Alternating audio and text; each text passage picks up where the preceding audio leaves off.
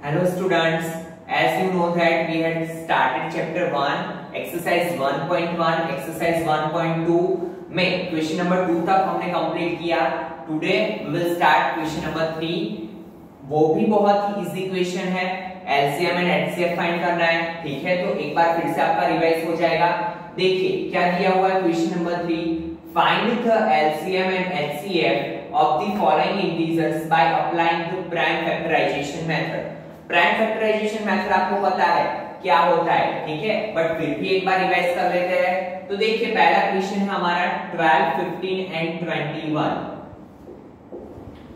इसके पहले जो हमने क्वेश्चंस किए थे उसमें दो दो डिजिट दिए थे, इसमें क्या दिया हुआ है 3 डिजिट दिए है। बाकी मेथड पूरा सेम है, ध्यान देना।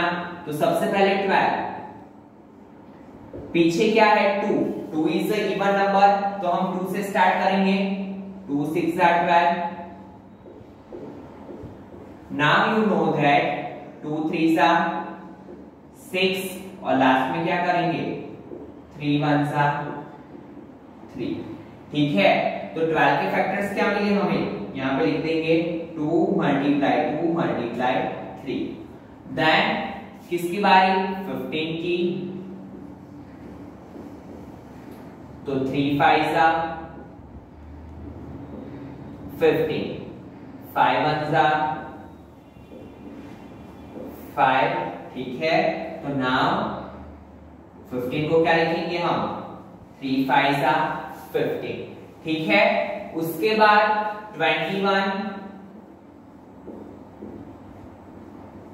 तो 21 को क्या लिखेंगे हम 3 7s are 7 1s are। ठीक है, तो 21 के फैक्टर क्या मिले हमें 3 7s are। नाउ क्या काम है हमारा एलसीएम और एचसीएफ फाइंड करना। तो पहले एचसीएफ लिखेंगे हम। एचसीएफ में क्या लिखते हैं, तीनों में जो चीज कॉमन होती है वो, तो देखिए 3 3 3, तो एचसीएफ क्या होगा हमारा 3।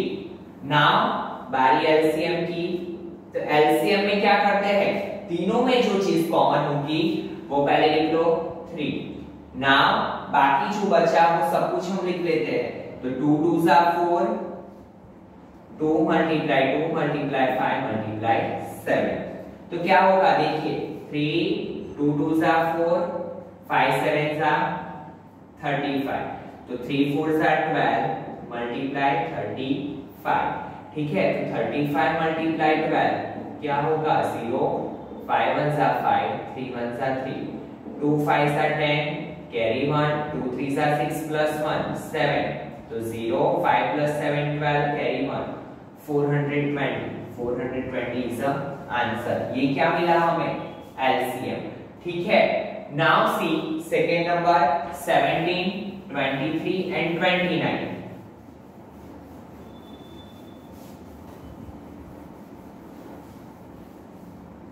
तो देखिए सबसे पहले क्या है 17। नाउ यू नो दैट 17 कोई भी टेबल में नहीं आता है, तो 17 क्या होता है प्राइम नंबर, तो डायरेक्टली इसके क्या फैक्टर होंगे 17 1s are 17। ठीक है, तो 17 को हम क्या लिखेंगे 17 मल्टीप्लाई 1। देन उसके बाद 23, तो 23 भी आपको पता है कि 23 कोई भी टेबल में नहीं आएगा, that means 23 is also prime number. तो क्या करेंगे हम 23 1s are 23। ठीक है, तो यहाँ पे लिख लो 23 1s are 23। देन लास्ट में 29, as you know 29 is also prime number, तो 29 1s are 29। ठीक है, क्या होगा 29 1s are 29 is also prime number।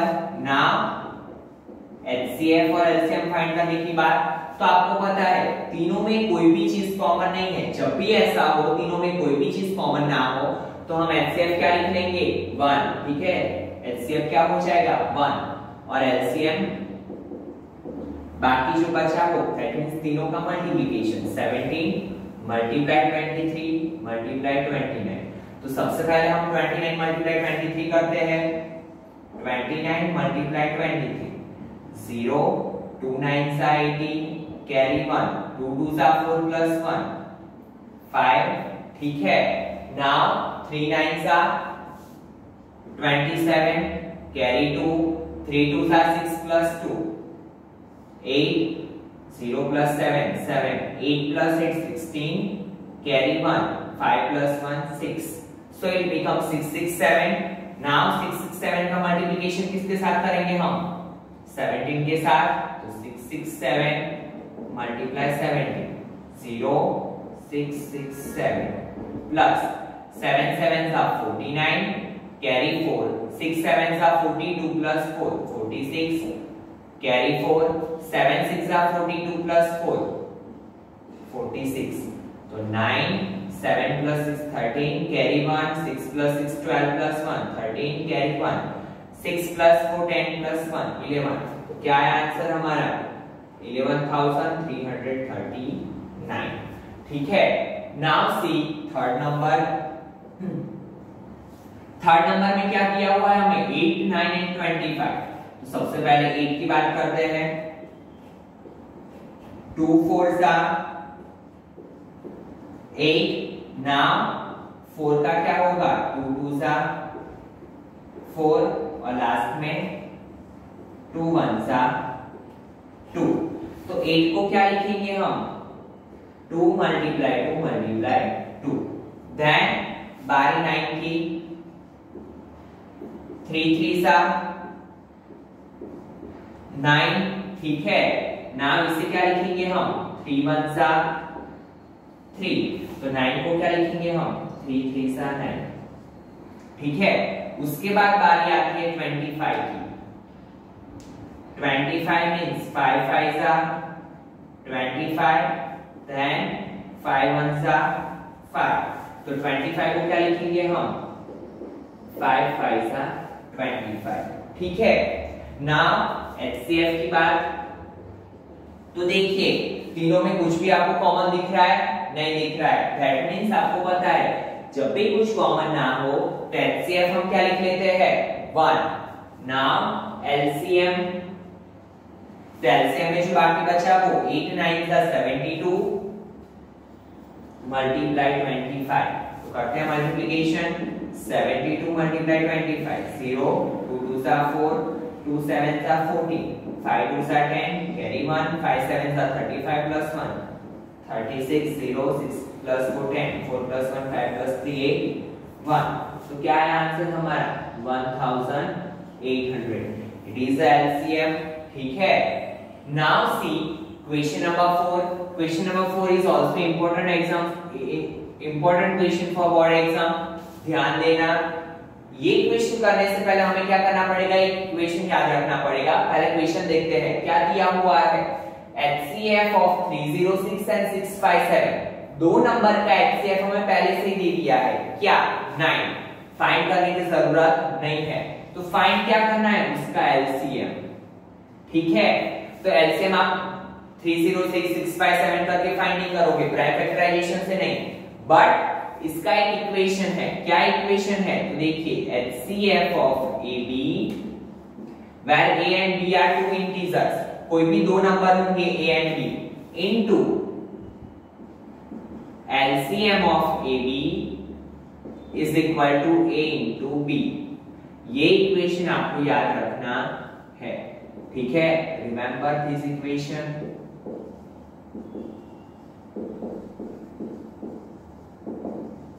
क्या है इक्वेशन? फिर से समझिए। HCF of AB into LCM of AB is equal to A into B।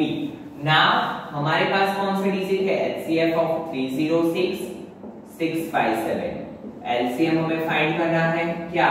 306 657 is equal to A into B।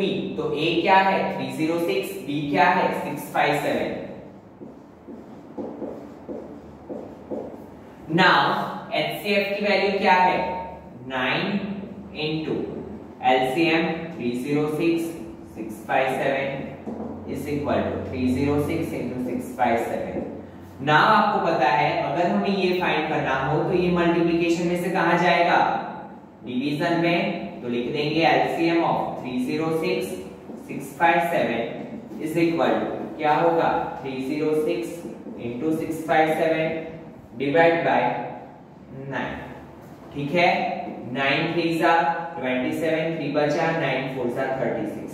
तो हमारा आंसर क्या आएगा 34 into 657।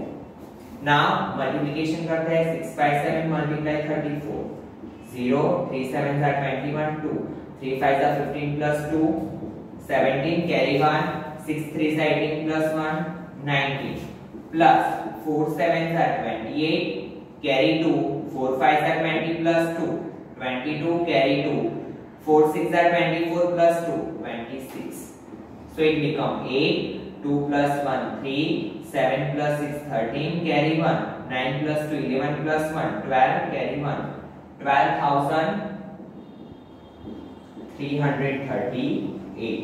It is the answer of LCM 306 657. ठीक है, ये हमें हमारा आंसर मिल गया। फिर से एक बार कर दीजिए, ये इक्वेशन के लिए ये इक्वेशन बहुत ही इंपॉर्टेंट है। क्या HCF of AB into LCM of AB is equal to A into B. Then just put the value of A and B and then do simplification. से स्टूडेंट यहाँ पे 1 plus 1 क्या होगा 2, बाय मिस्टेक मैंने 1 लिख दिया था, चेंज कर देना। तो आंसर क्या होगा 22,338। ठीक है, now see student, question number 5, check whether 6 raised to n can end with the digit 0 for any natural number. क्या बोला है हमें 6 के ऊपर n पावर, n मींस आप कोई भी वैल्यू ले सकते हो, पॉजिटिव नेगेटिव। ठीक है, जब भी हमें 6 रेज़ टू, बट यहाँ पे क्या बोला है नेचुरल नंबर, दैट मींस हमें क्या लेनी होगी वैल्यू 1 से लेके इंफिनिट तक कोई भी वैल्यू आप ले सकते हो। ठीक है, नेगेटिव वैल्यू नहीं ले सकते क्योंकि नेचुरल नंबर स्टार्ट कहां से होते हैं 1 से। हमें क्या बोला है कि 6 रेज़ टू n पावर जो है वो कभी भी 0 से एंड होगा, उसका आंसर 0 से एंड होगा। तो सबसे पहले हम चेक करते हैं, जैसे कि ले लो 6 रेज़ टू 1, तो आंसर क्या होगा 6 6 raise to 2 that means 36 6 raise to 3 216। तो आप देखिए हर एक डिजिट कहां से एंड हो रहा है 6 से, 0 कभी भी नहीं आएगा। ठीक है, तो बट हम ऐसा तो लिखा नहीं सकते आंसर में कि ये ऐसे करके हमने लिख दिया कि 0 नहीं आएगा। तो देखिए हम आंसर कैसे लिखेंगे, पूरा थियोरिकल आंसर है, समझिएगा अच्छे से कि क्या बोल रहा हूं मैं। तो हम आपने छोटे स्टैंडर्ड में देखा है ये कौन सा नंबर कौन से डिजिट से डिविजिबल होता है। ठीक है, तो जब भी कोई नंबर 0 से एंड हो तो वो ऑलवेज किससे डिविजिबल होगा 2 and 5 से। ठीक है, अगर वो 2 और उसकी कोई फैक्टर 2 and 5 है तो ही उसके पीछे क्या आएगा 0। दैट मींस कौन से फॉर्म में होना चाहिए 2 raised to m into 5 raised to n form. यहाँ पे पावर चाहे जो भी हो बट वो किसके फैक्टर्स होने चाहिए, उसके फैक्टर्स क्या होने चाहिए कंपलसरी 2 and 5 होने चाहिए, तो ही क्या होगा 0 से एंड होगा। तो यहाँ पे हम कैसे लिखेंगे answer, a number is end with 0 if it would be, its factor would be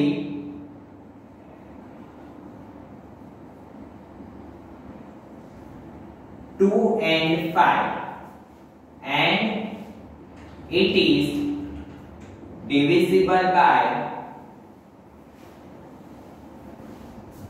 2 and 5। क्या होने चाहिए कंपलसरी उसके फैक्टर 2 and 5 होने चाहिए। अगर 2 and 5 उसके फैक्टर नहीं है तो वो कभी भी 0 से एंड नहीं करेगा। यहाँ पे क्या लिखेंगे but here 6 raised to n को क्या लिख सकते हैं हम 2 multiply 3 raised to n। ठीक है, but here 6 raised to n has a factor as 2 and 3, so it could be never end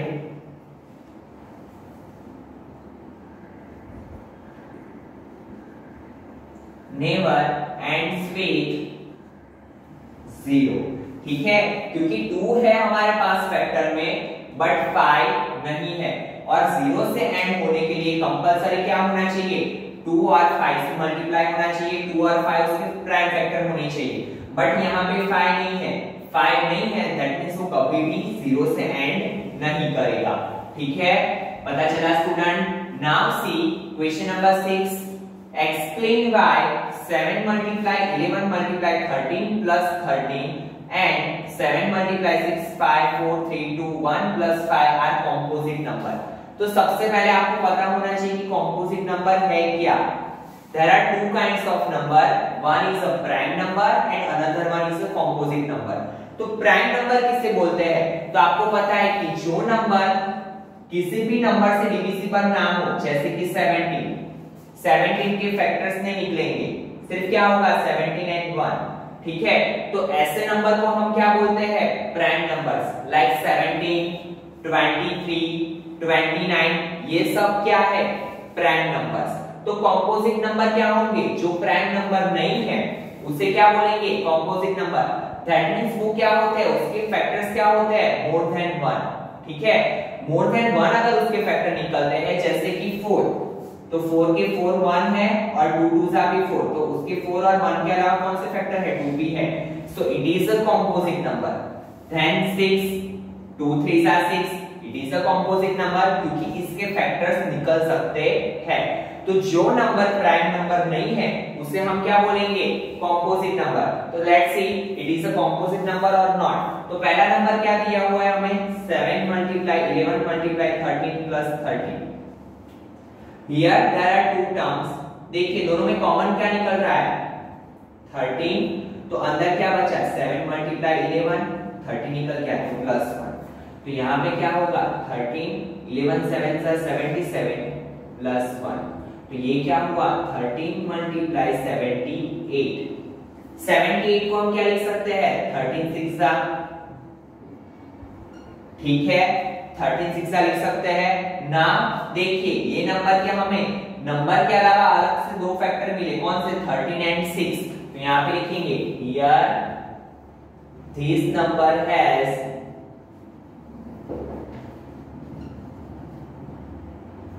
to more factors, और 6 को भी हम क्या लिख सकते हैं, 2 3 सा 6, ठीक है,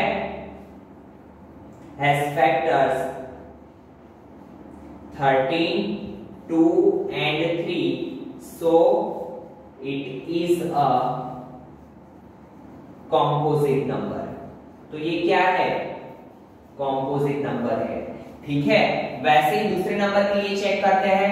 दूसरा नंबर क्या दिया हुआ है, 7 multiply 6 multiply 5 4 3 2 1 plus 5। Now see दोनों में कौन सा नंबर कॉमन है, 5 को बाहर निकालो, तो अंदर क्या बचेगा, 7 multiply 6 multiply 4 multiply 3 multiply 2 multiply 1 plus यहाँ से 1।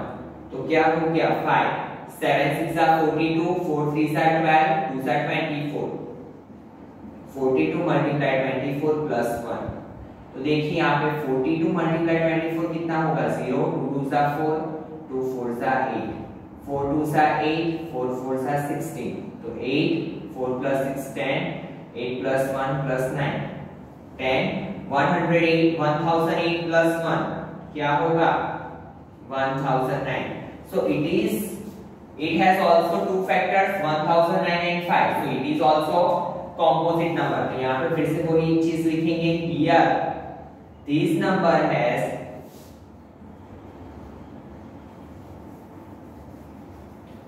factor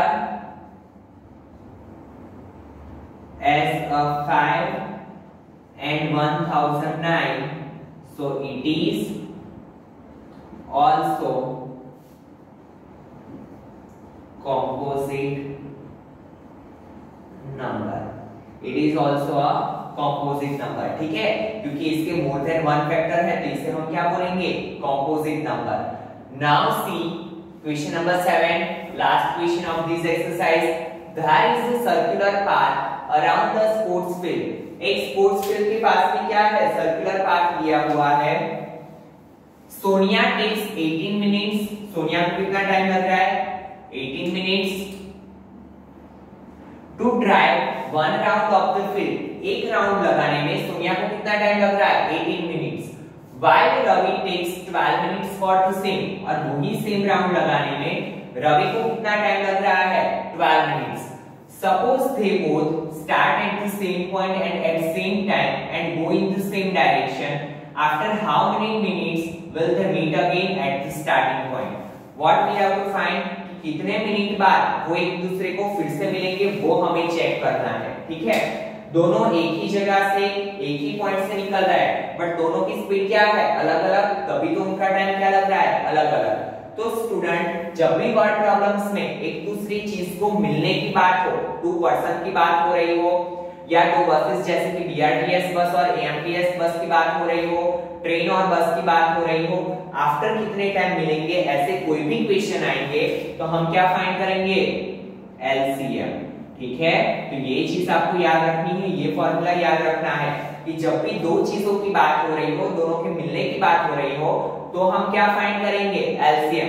अगर आपको ऐसा दिया है कि कोई एक अलार्म इतने बजे पे बज रहा है, दूसरा इतने बजे पे, तीसरा इतने बजे पे, after how many time will they ring together, तो क्या करेंगे? तो भी हम एलसीएम फाइंड करेंगे।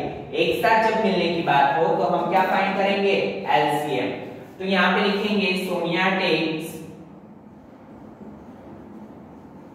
18 मिनट्स टू कंप्लीट 1 राउंड। तो क्या होगा?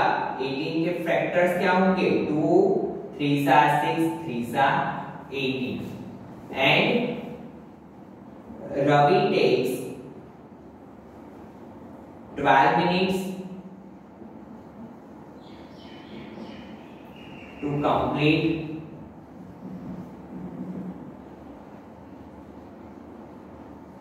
1 round। तो 12 के फैक्टर क्या होंगे? 2 3 6 2 12। ठीक है, what we have to find? मैंने बोला जब भी मिलने की बात आए तो क्या फाइंड करेंगे? एलसीएम। तो एलसीएम क्या होगा? एलसीएम इज इक्वल टू, आपको पता है जो जो कॉमन चीजें होती है पहले वो हम देख लेते हैं और उसे 1 टाइम लिख लेते हैं। तो 2 2 1 टाइम लिख लिया, 3 3 1 टाइम लिख लिया। ठीक है, तो बचा क्या? 3 multiply 2। Now see 2 3 6 multiply 3 2 6 36 minute. ठीक है, तो हमारा टाइम क्या मिला? हमें एलसीएम क्या मिला? 36। तो 36 मिनट, तो हम क्या लिखेंगे यहाँ पे? After 36 minute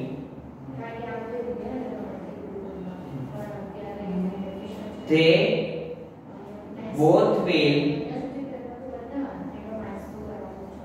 meet each other। ठीक है, क्या आएगा आंसर? कितने मिनट बाद मिलेंगे एक दूसरे को? After 36 minute. क्यों? क्योंकि हमारा एलसीएम क्या आया?